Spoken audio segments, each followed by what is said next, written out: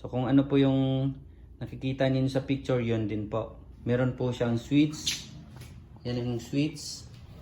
Meron siyang electric motor at blower. Meron siyang hose. Dito lumalabas yung mga tulyapis. Sinhigop na po kasi yung mga tulyapis. Yung, ano ba yung tulyapis? Yung tulyapis palay na walang laman.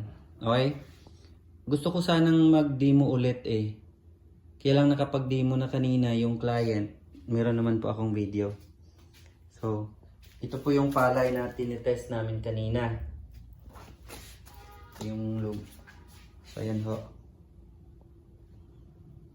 Ang machine natin na palay cleaner, meron siyang belt dito. Elevator. Meron din switch ang elevator natin. Ayan. And then aakyat dito sa ating machine.